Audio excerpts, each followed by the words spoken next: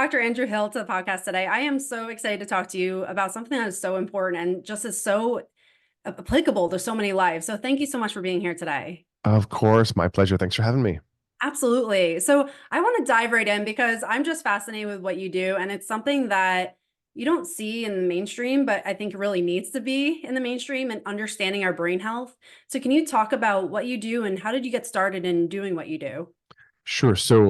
I am a cognitive neuroscientist, which sounds really, ivory tower education focused. And what it is sort of the practice of using a mix of physiology or brain measurement and performance measurement, things like attention or sleep. And you can put those in contrast, and the field of cognitive neuroscience will use those tools to start answering questions about basic science. What is true? What are mechanisms? How's the brain built? How does attention work? How does sleep work or learning? And similar fields, when they're people focused, like neuropsychology, will use some of the same tools in trying to localize difficulty or figure out a particular diagnostic sort of category to slot somebody in. But what I do is sort of use those tools to teach people about their brain as it works so that people can then use what they know and learn about themselves to transform. And we also do a technique which helps you change your brain quite a lot. So these two things, these two pieces are quantitative EEG or brain mapping and neurofeedback or training the brain waves, the EEG, using a form of biofeedback. And so the big mission, the big reason I do this is to really help people gain an understanding of themselves and stop being quite so overwhelmed by perhaps the stuff that's happening to them or the label they received or the particular suffering or lack of access to goal or performance that they're experiencing. Um, I used to work, I guess, to answer your question about how I got into it, which will maybe unveil a little more about, what it offers about brain mapping and this transformation sort of landscape. I worked in human services, mental health, developmental disability, all those fields for many, many years. And probably had done 10 or 11 years working in that environment, including a lot of acute inpatient psychiatric work. And I ran facility for several adults with nonverbal developmental disabilities and often, dramatic level of impairment. And so I walked through, a long time after undergrad, going through different allied health kind of roles, working in really acute edge case suffering or performance difficulty. And I didn't see a lot of change. I didn't see a lot of people getting their needs met. I saw a lot of palliative care, especially working in acute environments. I saw a lot of people getting caught, before things fell all the way apart, so to speak, but not always. And we didn't have a lot of tools to help people move out of those environments. We just sort of tried to stabilize and then relied on the person's resilience to reassert itself. I did a lot of work with kids in those acute environments, and that's what I saw mostly with kids is you take a really traumatized or anxious or drug abusing teen or somebody out of the environment sometimes for 2 or 3 days, 4 days, and you can see this righting motion like a ship that is bouncing back up, uh, uh, natural resilience, especially in kids, but less so in adults sometimes, less so with these progressive dysregulations and things that we consider mental health things. So I went through all this time doing that work and then was getting a little discouraged and ended up getting injured and couldn't keep doing the same work that I had been doing in the same environment. So I left mental health for a while and went and did high tech work and got, geeky for a bit. And then after a few years in that environment, ended up going back into mental health, but I did it at the sort of intersection of tech and brains and found an autism center that mostly used this technique called neurofeedback I'd heard about. And I was kind of curious.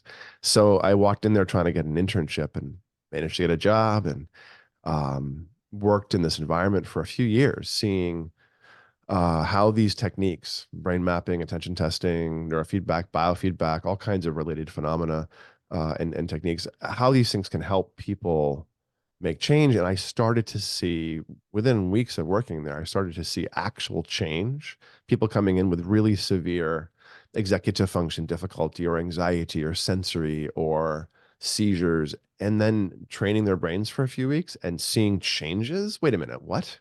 This is not what I expected. And then reassessing people a couple months after for executive function changes and seeing actual, multiple standard deviations of change against the population.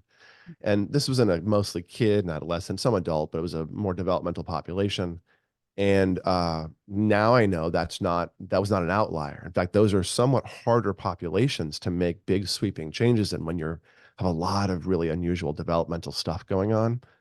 There's just a lot to do, and there's a lot of tissues like language and things that aren't especially amenable to be pushed around.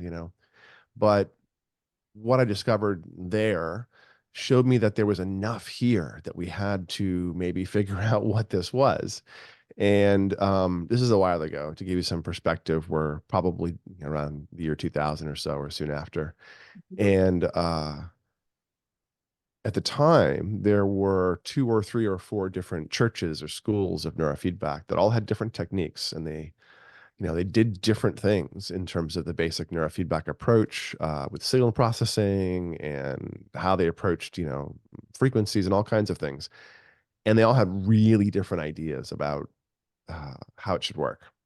And crabs in a bucket. Lots of people arguing with each other about how things were working, and it was a very vitriolic infighting. But yet these three or four different schools of thought all had better outcomes in lots of things than anything in traditional medicine. And I was like, oh, okay, blind men and elephants here, where people are describing something they're seeing that's valid, but they're not really concluding the big picture real well. We don't know how it works.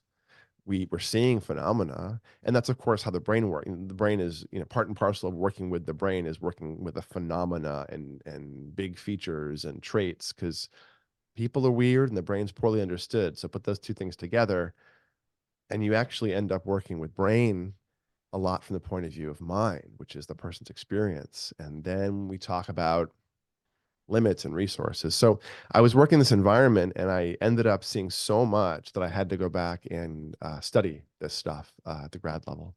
So learned to do research level EEG a bit more rigorously, and went through a few years of learning the academics of the brain a lot more deeply, and did some research looking at how the brain was actually yoking to the signal. Neurofeedback, the way it works is it's a way of shaping the brain. For the geeks in the room, it's a operant conditioning. It's a shaping process where you simply measure your brain. For most flavors of neurofeedback, you measure the brain moment to moment as it changes in some particular resource or region. You just kind of measure it. And whenever it happens to briefly shift in a certain direction you think is worth working out or increasing, you applaud the brain with auditory and visual feedback. The brain's like, oh, hey, stuff, it's happening. Let me give an example. So there's big circuits involved with identifying the outside world, what's necessary to focus on, the orienting, watch the road, heads up, careful, careful, sharks. That's the back midline, the posterior cingulate. And we all have one. We all use it pretty constantly. But the back midline can get kind of cramped up, can get kind of overactivated. Your lifeguard can become kind of freaked out about sharks in the indoor pool. Mhm. If it learns the world is not especially safe or predictable, the cost of missing that a second time is super high. So you get a little cramped up, a little resourced in that way, where you can now evaluate, be aware, be threat sensitive, perhaps. And if it cramps up very hard, we get into areas, things we call PTSD or panic attacks or, other phenomena. So the posterior cingulate, it's a powerful little circuit, and it's supposed to be doing lots of things and occasionally gets stuck. So if you wanted to unstick yours, if you had an overactive fear response, you ruminated, you had a threat sensitivity that was in the way, you might decide to exercise that resource into more of a place where you wanted it. Kind of like having a really strong muscle that's cramped up. You're not going to lose the strength by exercising it. You're going to get a nice range of motion now. May have another mode it can go into. So to do that practically, you would stick a wire there on the scalp, plus some ear clips, and just measure the alpha waves, the resting tone of that tissue, moment to moment, and measure its beta waves, probably kind of a crampy activated mode, which is more aware and voluntary. And whenever the brain happens to briefly shift, so the alpha goes up and the beta goes down for half a second, The computer sees that and starts applauding. Good job, brain. Good job, brain. Good job, brain. Little games move, Pac-Man eats dots or puzzle pieces fill in or all kinds of things can be, made into gameplay. And then a couple seconds later, that beta surges again and the game slows down and the brain says, "Hey, I don't like no stuff. Where's my stuff?" And then it happens to fluctuate in the right direction and the game resumes and the brain goes, "Oh, okay." And after about 2 or 3 sessions, it's not usually the first session of neurofeedback. After about 2 or 3, the brain goes, "Oh, wait a minute, alpha. You want some alpha? Okay, here's some alpha." And it makes a larger surge and you feel that. And you're sort of like, "Whoa, wait a minute. Huh. I might be feeling a little different. Am I? Nah, I think I'm imagining it. Maybe. Nah." And then you do it again and you're like, "No, hey guys, I feel a little calm. I feel a little bit, still. It's kind of weird." And then it wears off. It's a little bit of a stretch, and then it wears off, transient. And the more you do it, the less it wears off. But you tend to have this window of from an hour or two to a day or two of noticing shifts in the stuff you're training. And the stuff you can train and the stuff you can reliably see in brain mapping are these big regulatory features: stress, sleep, attention, speed of processing, sensory function, social function. These gross features are generally fairly you can kind of spot them. You can kind of get a sense of how your attention works in a map of your brain or your anxiety. We mentioned in perseveration and rumination, threat stuff, which is the back of the brain. There's a similar cingulate in the front, which is more about selecting the internal environment. What do you care about? What's important? What are you thinking about? I call that the CEO, the anterior cingulate, who's walking around going, "Think of this. We care about this. Do this. Do this. Do this." And when the anterior cingulate cramps up, we tend to get obsessive, perseverative, stuck in our head. But being stuck in your head, stuck in your gut can be skills. You can be a CEO and a lifeguard. It can be powerful. It doesn't necessarily mean these things are problematic. So I tend to do attention testing and a brain map and then sit down with you and say, "Hey, look, here's some unusual features of your brain. Let me teach you some of the resources, how they're laying out in data. Let me teach you to read data. Why don't you teach me what's important, what's ringing most true?" Because people are weird. We're looking at population level stuff. Good job. Be weird. The point is not to say, "Why aren't you average?" It's to say, "Hey, look, is this useful? Do you care?" Because it's not a diagnostic landscape where we must get to the diagnosis and the best like frontline medical intervention. We're trying to create agency and awareness of what's happening. And you can do neurofeedback to shape the EEG if you wish, but let's say we see that your, I don't know, alpha waves are running slow, and that's why you have word finding issues and delayed recall, and you have some chronic high beta. And I say, "Hey, look, this is often a generalized, stress response, sleep maintenance issues, kind of draggy, tip of the tongue. Oh yeah, I'm burnt out. Oh, okay, this might be related. This is often from your sleeping dysregulated. So here's 4 sleep hacks. Oh, you aren't doing 2 of those well at all. Oh, try that for a month. I bet you get deeper sleep, less sleep, start feeling sharper and smoother, feel less like you have to keep your foot on the gas. Let's see what happens." So once you have the sense of how your brain works, it's not about which label. It's not about doing neurofeedback or any particular, high-tech intervention necessarily. It's about, oh, that's how my brain works. Okay. And it might be some suffering, it might be some gifts, it might be a mix. But even if it's suffering or pain or something, the moment you sort of see it, understand it, get a sense that it's a real phenomena, your suffering, your complaint, your pushing towards goals and being frustrated isn't exactly shifted instantly, but it's a lot harder to be overwhelmed, be ashamed, feel guilty about the fact that you're tired all the time, or you're stressed all the time, or you aren't feeling effective at your executive follow through on things because you're just doing too much and you're in full catastrophe mode, like many of us are these days. Yeah. So long-winded answer, but I got into this to provide agency and then use these tools and double down on these particular tools of neuroscience because I can teach you about your brain pretty well for a lot of stuff we tend to care about. And I can give you tools, biohacking tools, as well as, specifically neurofeedback for making the change if you have stuff that's in the way. So, Yeah. What I love about this, especially as you were speaking, is that it's so empowering to hear because a lot of times people look outside themselves to make these changes like, oh, when this happens, then I'll be able to sleep. When this happens, and then I'll be able to focus more. And what I love about this method is that You're really using what's within you to create changes outside of yourself and experience life differently. And I just love that approach that you have it within yourself.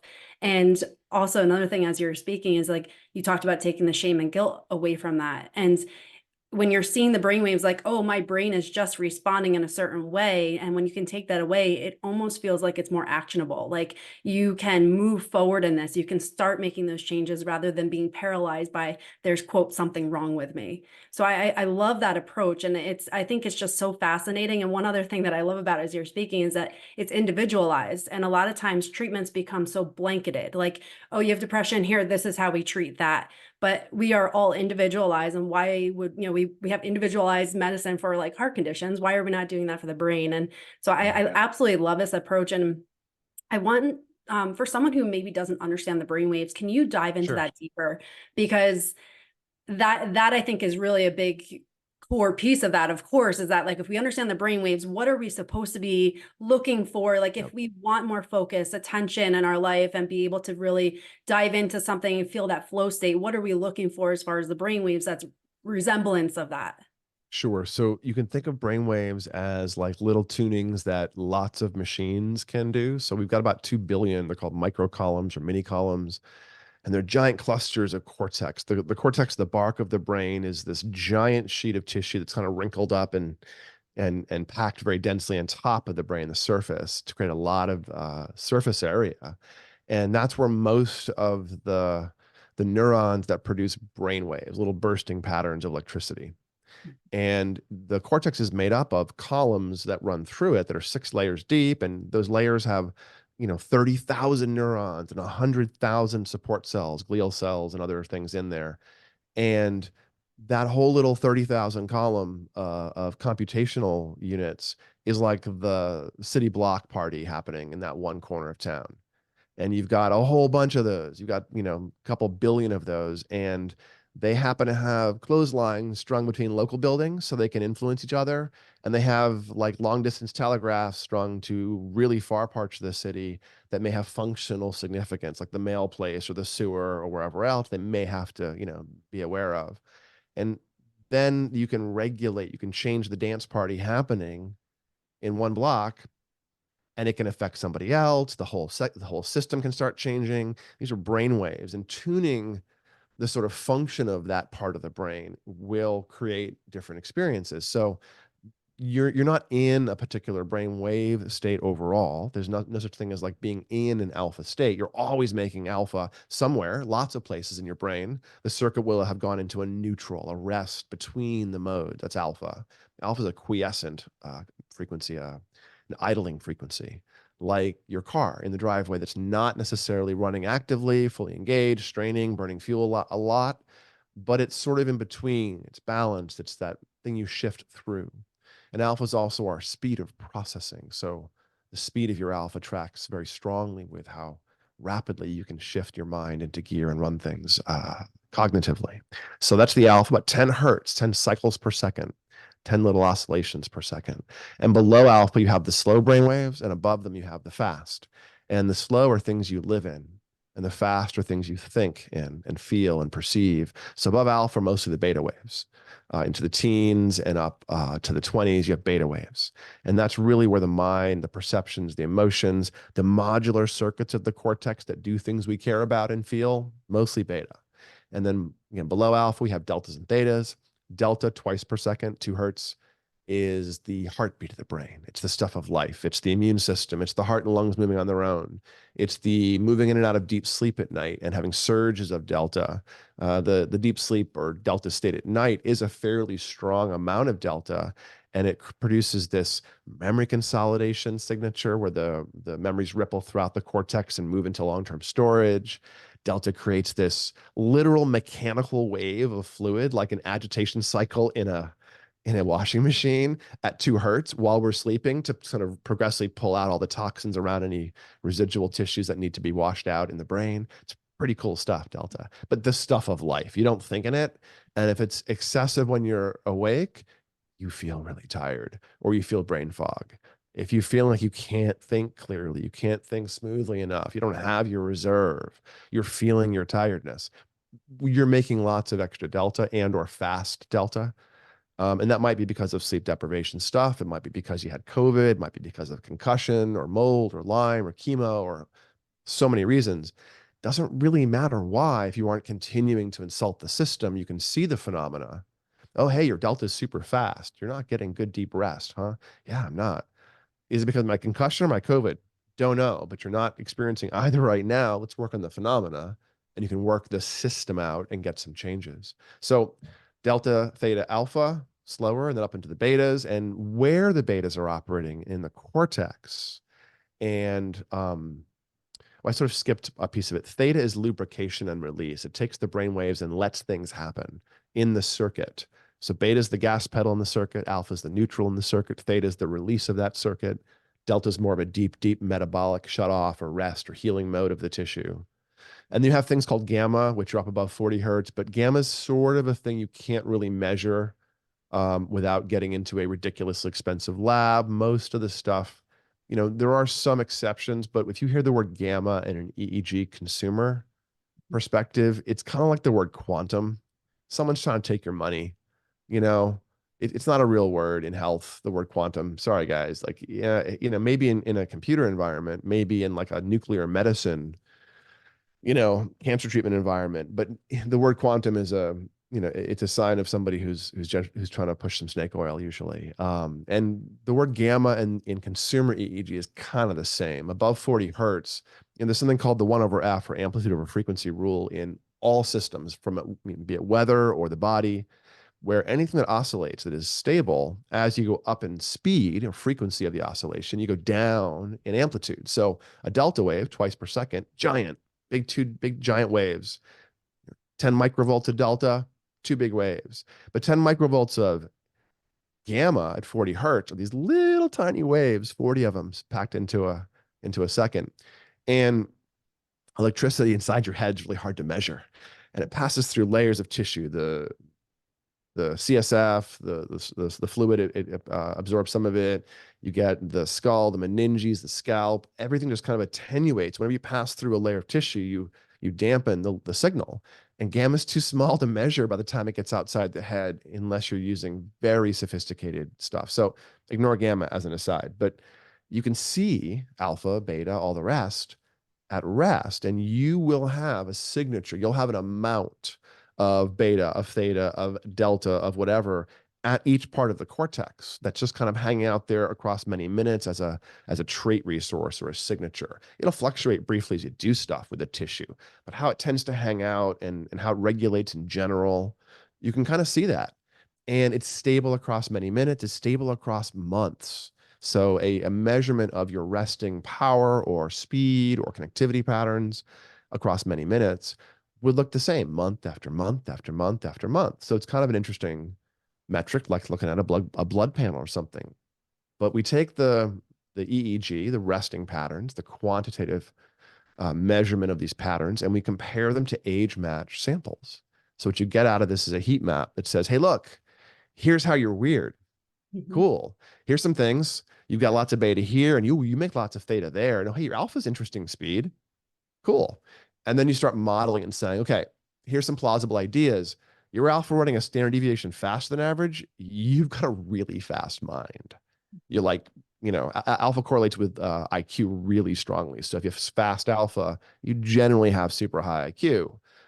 But if your alpha is spreading out where it's not fast everywhere, now it's handing off information between parts of your brain is hard and you're having word finding issues. So just from the speed, just looking at how your alpha speeds throughout the brain, you can go, hey, wait, are you having word finding issues? Is there delayed recall? Oh, there is.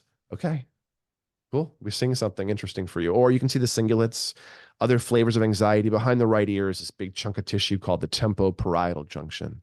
And I call it the princess and the pea because it kind of like gets irritated at all this stuff coming in. The sensory stuff, when you're mad at your partner for chewing too loud or your kid screaming can't just go through you every time. Uh, or the social information, people's anger, their faces, their judgment, the noise they make when it's all a little intense. That's usually a sign you can't quite filter that back right real well.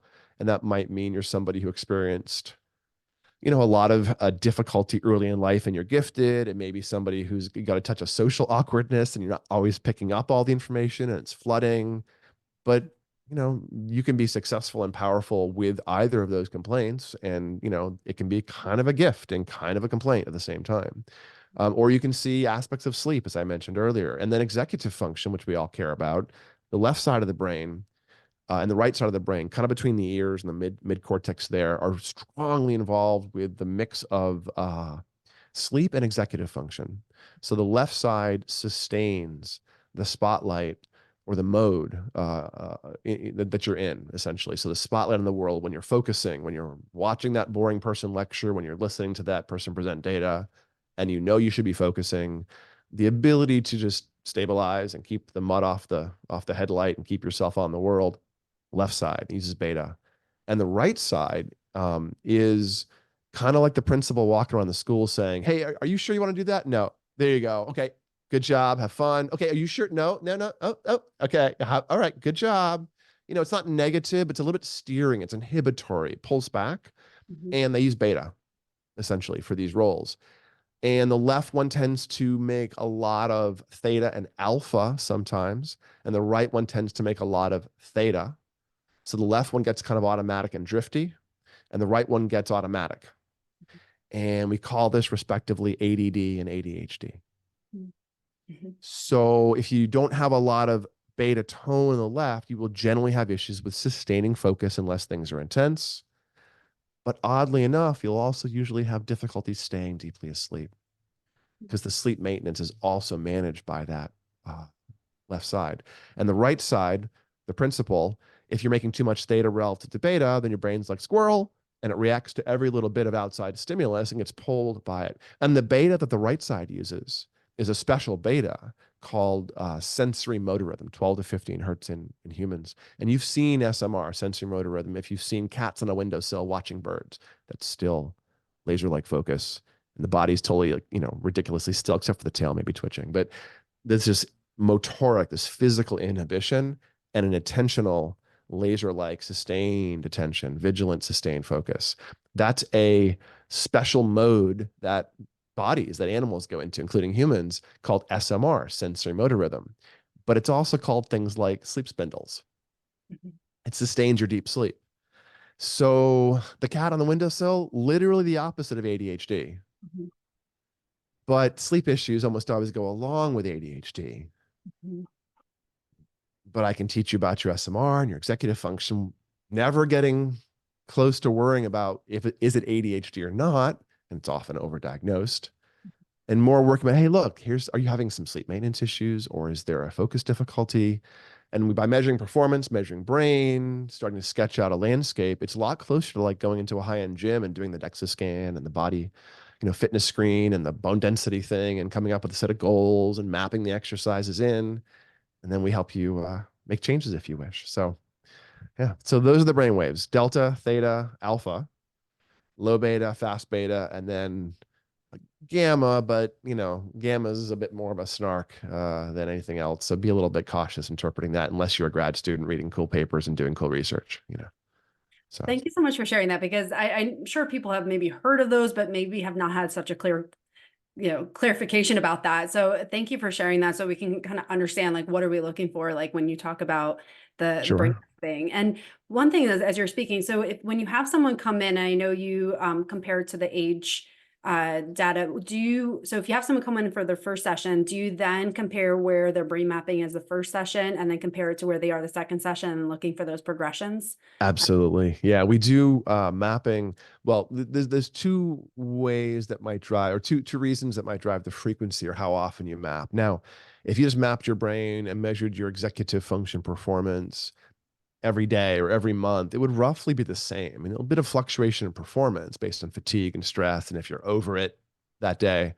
But the brain's kind of the same unless you're really thrown off. You got a concussion, you got some new COVID, you've gone from day shift to night shift and you're not adjusting something, then you see a quick change or a medication change, Adderall, no Adderall, or 10 days after you start an SSRI, you can tell if it's going to work in the brain maps Mm. before you might feel it, which is kind of cool. Wow. It can take a few weeks for that to build up frontally, but you see it 10 days in. So it's a tool of agency in that way. And Peak Brain, my company, we provide an unlimited membership for brain maps. It's a one-time fee. It's $500, but podcast listeners, it's half price, so $250. And you get access to brain mapping in all of our offices without limit. The idea is to teach you to use the tool, to teach you to become your own expert, not to become a doctor where we diagnose and write reports, but where we get you close to the data and get you valid and get you understanding the real neuroscience for you where it matters, so you can then progressively move through. So if you're somebody who's trying to figure things out, that can be a reason to map. And then maybe you go forth and do therapy, meditation, medication, make sleep changes, diet changes, who knows, and come back every several months, and you would start to see the stuff you're doing make change. Mhm. When we're doing neurofeedback, we remap the brain every 20 or 25 sessions. So every other month, basically. My fairly standard initial course of neurofeedback for folks is 3 months generally. And that's between like 40 and 50 sessions of neurofeedback, 3 to 4 times a week for half an hour. Oh, wow. And you map the beginning, Mhm. you map at least, 25 sessions later. Mhm. So at that 25 session mark, which is, 6, 7 weeks for folks, in features of executive function and anxiety and a lot of other stuff you'll see in data. But for executive function, it's both the performance we're testing and the brain maps. You generally get more than a standard deviation of change against the average person in that first remapping. And if you continue to do another, 6 or 8 weeks, map again, another standard deviation or two.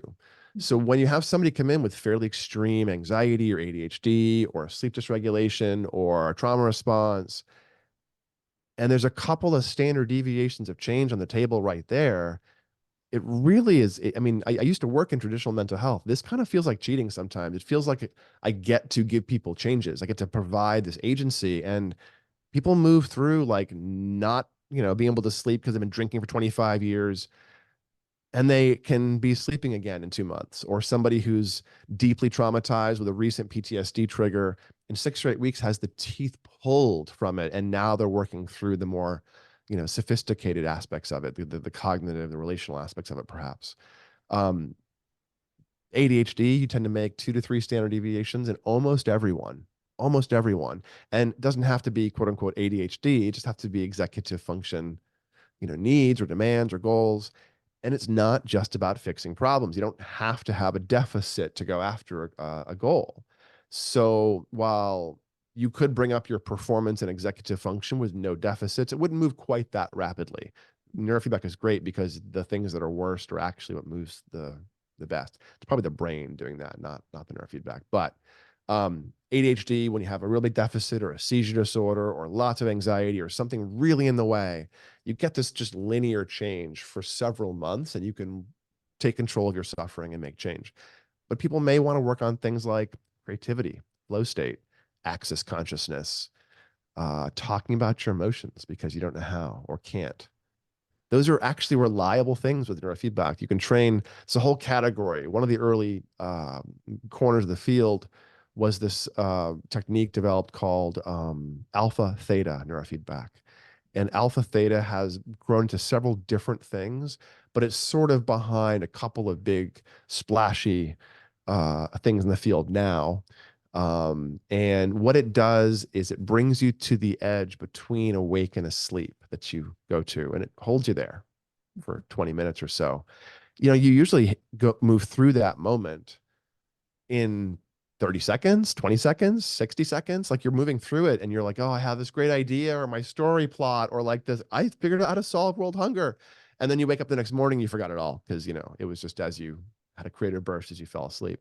But if you can hold yourself there for 20 minutes and then progressively educate your brain in ways to do that, you start getting the access consciousness stuff, the experiences of it while doing the neurofeedback, but you also get more reliable harvest from those states. You come out of the sort of dreamy state of doing the eyes closed neurofeedback, and you don't just like leave the thing behind. You actually get a little harvest from it and some insight, some awareness, some emotional access, some like gentle end run around a trauma response. You aren't like digging in, but you're kind of getting awareness. Mhm. And then good research showing that you get creativity boosts that are dramatic. There was some work at one of the big performance colleges in London. I forget which it was, but there's a published study showing that they broke students apart and did different interventions, and the group that did neurofeedback had a whole grade level higher in final production for creativity and uniqueness and all kinds of things that just jumped right out. Some of the same techniques, alpha theta, were really developed around alcoholism initially, the Peniston protocol in the 60s and 70s. You do alpha theta and you give people the ability to downshift at will, Mhm. which if you're alcoholic or have been chronically drinking, A, you're hyper aroused, you can't soothe or self settle or downshift. B, you're probably not super comfortable with your internal environment. That probably is why you drank. And C, a lot of the drivers for dysregulated substance use have nothing to do with substances. They're about anxiety. They're about executive and impulsivity. They're about maladaptive soothing, yada, yada, yada, sleep, especially the alcohol can become a slippery slope. So these are all things that you can go after without having to come up with like the identity or the overarching label of the phenomena. And I think that's a valid way to go after yourself, to say, hey, I don't care what we call the thing that I'm dealing with, but I want to know how it works. And I would like to know some ways to change it. Unless you're acutely dysregulated, I think you can really approach your brain from a fitness perspective the same way you go and approach your body from it. Yeah, you might need an OT or PT in the gym for some actual, damage or injuries, but you also might be able to become a sophisticated self-trainer in the gym, over time, gradually. So that's what Peak Brain tries to do. We give you the tools of understanding your brain. We teach you to do neurofeedback.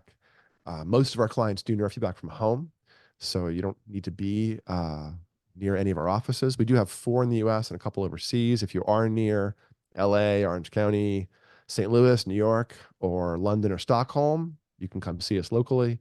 But if you're not, it's okay too. Again, you can do most of the things we do from home, although we don't have that unlimited home-based assessment, sorry. But you have to come to our offices for that unlimited access thing. But the goal is not to become a doctor for you, as I alluded to earlier. And I think there's this missing role for really coaches to play in brain health. And doctors are wonderful, but they have to be right, and Mhm. they have to have the knowledge with which to be right. And we don't really understand the brain all that well always, often. And go to doctors for answers, come to scientists for questions, Mhm. then go to coaches for techniques, iterate through techniques, go back to your scientist, go to the doctor if it's clinical, psychiatric, severe, has needs that might require therapy, meds, dovetail it, blend your resources, build your own transformation. But what I don't want folks to do is to be satisfied with their suffering and their lack of, I don't want you to be overwhelmed and think that that's where it has to stop for you. Shift happens. Get some, get Mhm. in there, learn it. I So, love that. anyways, Shift there's my happens. soapbox. Shift happens. That's Yes, right. I love that. And what I love too is that it is an integrative approach, and that you are the creator of your own destiny. It's not just, here, fix me. It's like, how can I get all the right pieces in that to actually do that? And just how profound, like as you were speaking, and what I love about the brain is just that how quickly it can adapt. And excuse me, when you're talking about things that maybe you've had for years and how quickly you can start seeing changes in your life. I mean, that is huge. You're talking about a few weeks, you're going to start noticing things. And, Yeah, and I think that's just so empowering to somebody who maybe has been living their entire life, maybe suppressing what they're feeling or just trying to put it to the side or trying to plow through it. And now you can actually start seeing the changes within yourself in a short period of time. And I think that's just so empowering to somebody who is feeling stuck. And I want to go back a little bit because just to get more clarification on one thing. So I know before you were talking about uh that like game. So you see the brain waves and then you have that game and it says yes, yes. And then the brainwave changes and then it doesn't give you the kind of like that reward when you go through it. So you have that aspect of the training. And then there's also aspects of like behavior change. Like, can you talk about in your program, like if you, when you're using that, but also are people also like implementing like things like meditation, mindfulness? And when yeah, you have all those things going on, how do you know exactly what's causing those changes, or does that matter? Can you kind of dive into that a little bit more? sure. Have behavior Um, Yeah, I mean, it probably doesn't really matter for each Mhm. individual, Yeah. what's doing what. They're just happy that they're changing. Mhm. But I kind of know because not everyone does everything. Yeah. So I can sort of see folks that only do mindfulness and meditation. We have meditation teachers, we have free groups online, we have paid sort of short-term mentorship programs with mindfulness teachers and short courses for topics that we're adding. So we do a lot of meditation and mindfulness work, and all of our neurofeedback clients are offered some privates with meditation teachers and access to groups. Now, you may imagine not every person's interested in meditating. Mhm. I'm here for the high tech stuff. I'm here to just fix me. There's some of that. Why do I meditate? Especially some of my CEO. I don't meditate, doc. Now, a few months in, they're like, "What else you got? Oh, mindfulness? Yeah, yeah, okay." But like right away, there's this, maybe not as much engagement sometimes, or it may not be appropriate. It's not appropriate or useful for somebody who's got severe nonverbal, autism and seizures. We're trying to help the seizures and the sensory, Mhm. not really caring about directed attention work right now, or somebody who's got severe anxiety and trauma response. Meditation is not a good intervention for anxiety. Mhm. It's a good mental floss. It keeps you healthy. It builds resources over time. And there's some things you can do that are mindful to help you handle stress. But meditation is not relaxing. You don't go to the gym and be strong. You go to the gym and be weak. And later on, you have strength and resilience and resource.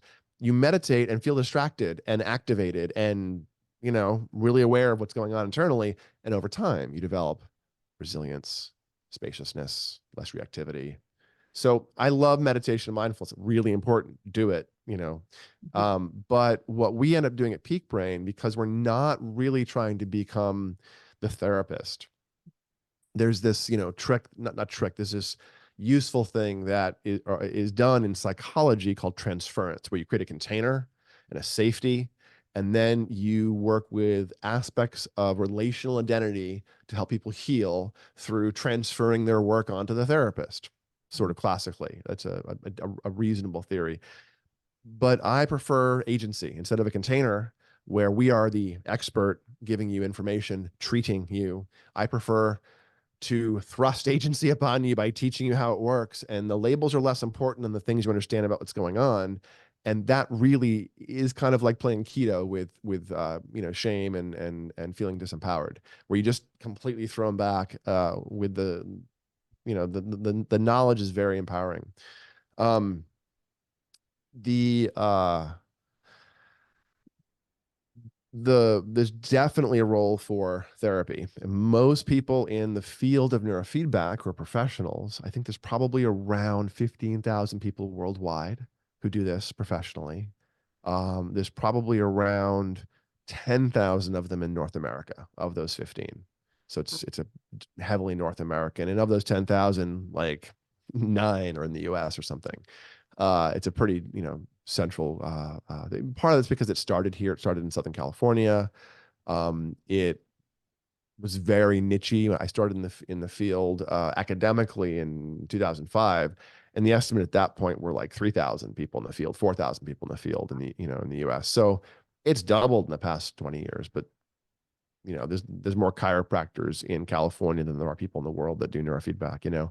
So you maybe should find somebody who is a therapist that does neurofeedback, because they're mostly therapists. Of those 15,000, they're almost all therapists who first became providers of care in some way and then discovered neurofeedback was a powerful tool for their population of interest, for their eating disorder population or athlete population or autistic population or trauma population that they really care about. Neurofeedback really works well. So they went and they learned some neurofeedback, and they're implementing it with that population in the whole therapeutic container with all the skills, with transference often if it's a relational, kind of therapeutic environment. So powerful. And I think it's really useful. But I wanted to provide something a bit different. So we doubled down on the access and education for the brain mapping. We provide meditation and mindfulness as the mind piece of it. I sort of view neurofeedback like the coach in the gym helping you build the resource, and therapy or anything else like the coach in the field helping you learn to change the behavior, the voluntary. And mindfulness can be that for you, I think, for a lot of our goals. So we offer it, we provide it, and it dovetails. And I see people who, the same, population sometimes of people who do mindfulness only, do neurofeedback only, combine them. And there is this multiplicative phenomena when you start stacking things that bring up plasticity. Neurofeedback, strong plasticity for 24 hours or at least, measurable. Mindfulness, decent plasticity boost as well. If you combine things, you get faster change. Mhm. You also get faster change when you combine neurofeedback with anything else. So you combine it with hyperbaric medicine and it accelerates the changes you would get in your brain from hyperbaric. Or you combine it with medication. There was a lot of the research in the 70s was looking at neurofeedback with stimulants and just stimulants and show just dramatic changes sometimes. Part of that's because, FYI, those of you who may be considering neurofeedback, if you have in your lifestyle things like psychostimulants, Adderall, Ritalin, et cetera, or cannabis, those two things are dramatically potentiated by neurofeedback. A few weeks in, you will have zero tolerance to those things and they will be at their maximum potential for you, which is a good sign in some ways. You don't need your Adderall meds anymore or whatever, but you have to prepare for it. And usually neurofeedback has almost no sort of like quick side effects. You have to work your brain out in the wrong direction repetitively, feel crappy each time and ignore it and keep going before it becomes problematic. It's like working out in the gym the wrong way. You just have to kind of work at it with neurofeedback. And it's a bit self-correcting because of that. But it abolishes tolerance to cannabis and stimulants, Mhm. which can mean you're suddenly angry at your mom or can't get off the couch and your girlfriend's mad at you because you smoked a joint. Like literally people get in trouble sometimes with those drug categories if they don't know that. So if you're thinking of doing neurofeedback, not just with us, but in general, the plasticity boost is so high that you wipe away acquired tolerance from years and years of lifestyle, especially dopaminergic things, things that are highly stimulating. Um, but I think that I would prefer if I could wave my magic wand and get people doing all the things, I would have everyone doing meditation alongside neurofeedback, a lot of sleep hacking, circadian supporting things like fasting before bed, getting up early 7 days a week, having a morning practice of going for a walk or doing some yoga before you eat or become sedentary. I would, have folks do other biohacks that are about, depending where they are, lifelong aging or maximal early life development. I have all kinds of strategies, and we tend to sneak these things in instead of saying, okay, we're going to now transform you and give you 17 things to try to accomplish each day. We kind of, what is your goal? Ah, seizures. Ah, executive. Oh, trauma response. Oh, it's so annoying. Oh, sorry you're dealing with that. Oh, look, we see it. Oh, we see it. Okay, cool. Sorry you're dealing with that. Okay, let's see if we can't get you to feel a little different with that resource. That sounds good? Okay, great. And we start there. And then as things start to unfold, we say, oh, hey, the sleep report you're sending in, yeah, yeah. We know your sleep depth is an issue. It hasn't really changed yet. Maybe consider fasting before bed 2 hours or getting your kid a sleep tracker so we can watch deep sleep. And we kind of sneak in the biohacking coaching for the behavioral stuff for sleep. And then people tend to, once we help them create some change. My stuffy CEOs who don't want to talk about emotions are like, hey, what else you got? Mhm. Oh, meditation. Oh, okay. Yeah, yeah. What's that? How do I do that? Okay. Or someone's gotten through taking the edge off their acute trauma or anxiety or whatever. And now they're like, oh, hey, I'm feeling pretty good. I got some program time left. What else can we do?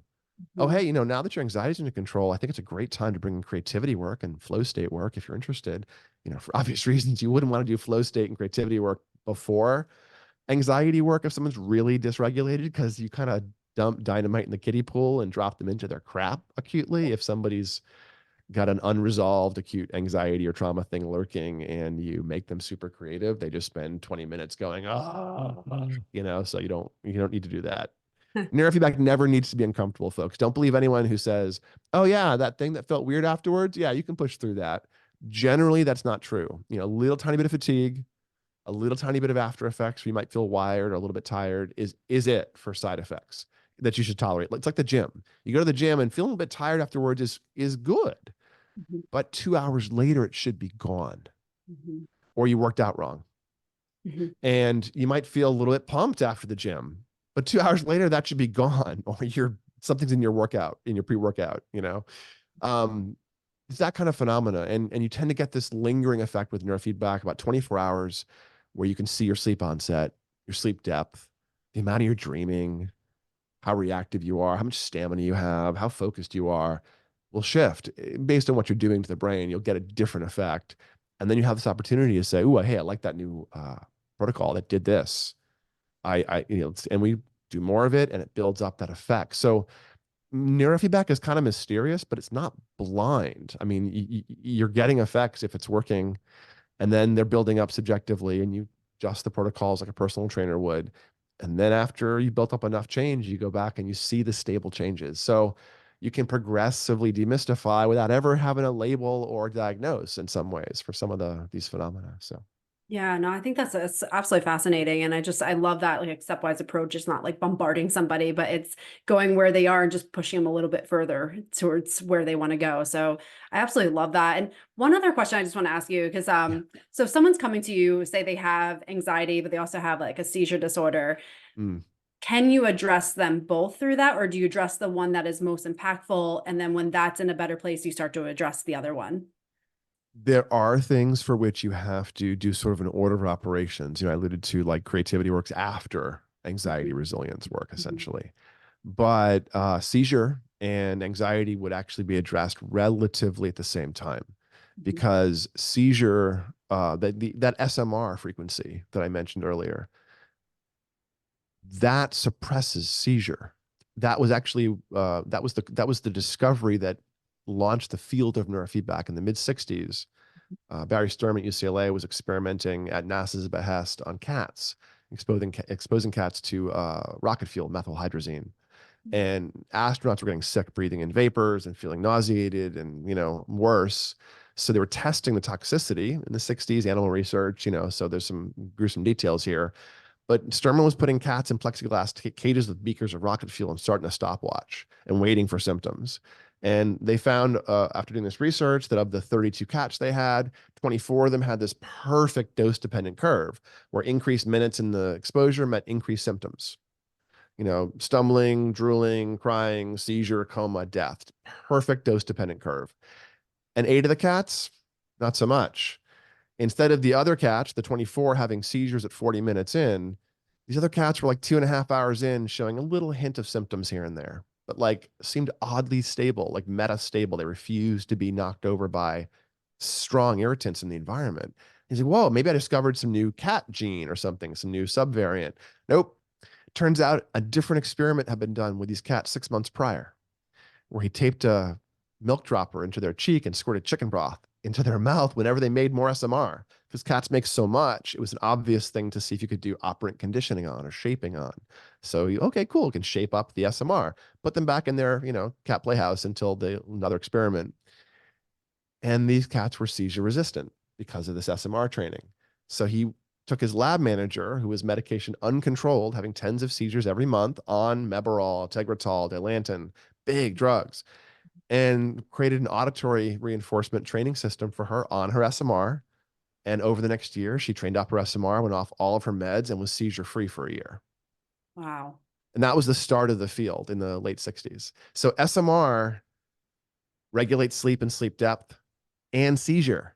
So if you like had goals of executive function and seizure control, great. And some of the SMR stuff, some of the inhibitory tone, SMR works with theta. It shuts off theta to make more SMR so you can control yourself. It's also involved with controlling like the cingulates or some other features. It's not called SMR there because it's really about the body, the sensory motor strip.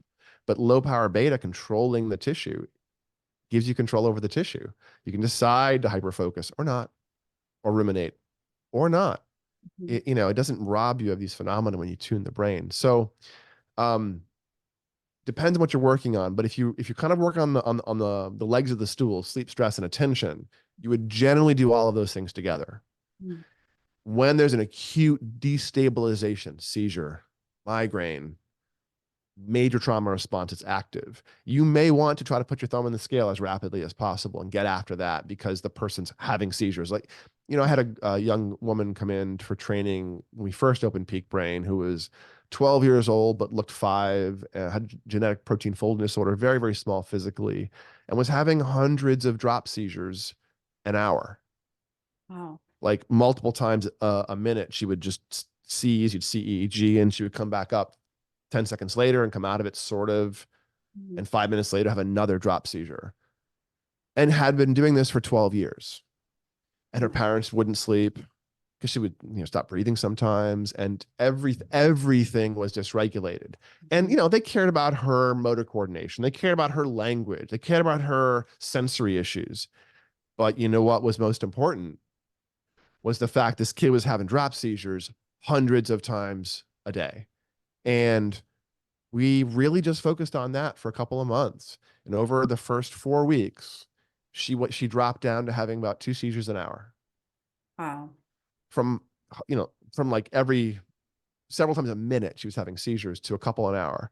And that meant her parents, for the first time in their little family, were sleeping themselves at night now, which started to change things. Now dad didn't have to sleep at work some nights just to be sane. He would now sleep at home. Now they weren't worrying all the time about their kiddo, you know, having a respiratory event. So, it wasn't all of the things we wanted to get done, but we really focused on that. And the same is true of like acute PTSD or something. If someone comes in with massive PTSD, that's really recent trauma, really activated, you might just want to get in there and try to put your thumb on the scale. But generally, I would prefer to help you change your brain long term. And then it's going to be a slow change, a gradual change, a change you aren't sure is happening, but you look back every month and go, oh, wait a minute. Oh, yeah, yeah. Okay, my sleep is way different. Oh, I'm not craving alcohol. I stopped biting my nails. Oh, good, cool. And it just kind of happens because the resources build up. And this alludes to the question about, where do you blend in different interventions? Yeah, you can biohack with all kinds of cool tricks. You can get all the awesome therapists. You can get all the good drugs, and they may all be what you need. But if you also change the resources, then you tend to drive the machine better. You get better shocks and steering and brakes. You enjoy driving. You know, People with learning difficulties, ADHD, issues with short-term memory. Oh my God, Doc, my kid's reading for pleasure. What did you do? He always wanted to read for pleasure, but it was really hard to focus. Not hard to focus anymore. Apparently, your kid loves reading. I didn't do that. Just got the brain out of the way, and the person wants to use the machine. And we all want to not be dysregulated with stress, driven by substances, reacting to our partner with just proportionate anger or shortness or whatever. We all want those things. We know our kid wants to be a high performer. Our spouse wants to be caring and a good listener. We want to not be a jerk and not procrastinate. We all know this. And if you bring the resources up, it just kind of works. If you go to the gym and do a bunch of curls, you don't later on think when you see a heavy thing, oh, wait, was it my left arm? I should lift. You just grab the thing and move it. Mhm. And when you work on your inhibitory tone, and then your mother-in-law calls ranting, you hang up having not yelled at her and go, "Ooh, interesting. I'm not Mhm. mad. Huh, Yeah. cool." And you have better resource integration. So yes, a therapist can be a big piece of that if the stuff you're working on is, you know, uh, got some edges, and some stickiness and difficulty. But otherwise, it's your brain. Do what you want.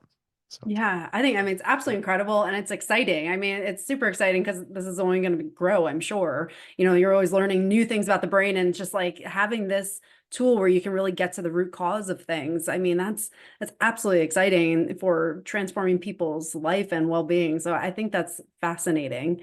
And for someone who wanted to get into your programs, learn more about it and how they can really dive in themselves, where can they find you? sure. So our company is called Peak Brain Institute, and you can check us out at peakbraininstitute.com. But all of our socials are Peak Brain LA because that was our first office. And we've got, again, 4 in the US, in Southern California. We have Los Angeles and Orange County, also St. Louis, also New York City. And then for our folks across the pond, we're in London and Stockholm. But if you're near one of our offices, great. You can come on in, you can do some meditation work perhaps, or join the discount brain mapping club and have really good deep education on yourself. But if you're not and you have needs, just give us a shout. Come talk to us on social media, or email us on the website, or chat with us on the website, and we can send you out equipment. We can do remote brain mapping. Our coaches are on 7 days a week around the world, helping hold your hand, place wires, bug you for not filling out your sleep surveys, because that happens. Um, they're coaches, and they're here to run over when the machine looks confusing and help you set yourself up like the coach might at the high-end gym, And they really care about your, your brain experience. So if you're interested, come check us out. But neurofeedback, we're not the only game in town. So, if you're thinking this might be something for you, it might be. And there are people in most big metro areas that do neurofeedback. I would say if you're looking for another provider, um, I'm biased, but try to find one that does brain mapping or quantitative EEG. It's an assessment tool where the process will now be individualized to you. And most people that use QEEGs are good providers.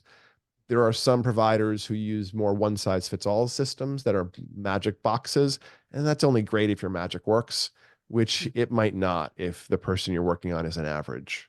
So I would encourage folks to stick to the more science end of the neurofeedback practice space, i.e. brain mapping as a criteria for selection. So that's more about how to find neurofeedback and how to find us. But Peak Brain LA on the socials. Come look at our memes and tell us your brain questions. That's amazing. I'll put everything in the show notes. So if you're listening to this, definitely check it out and connect with Dr. Andrew Hill. And thank you so much for everything you've shared today. It's insightful, it's amazing, and it's, like I said, very exciting for what's possible for us to heal, grow, and evolve as we are. So thank you. Of course, my pleasure. Thanks so much for having me. It's been great to share a little bit with you today. Yes, thank you. And again, if you're listening to this episode, share it with someone who might benefit from it. And don't hold it to yourself. There's so many amazing points that were brought up here that if someone's struggling, this really could be the answer to what they need. So thank you again.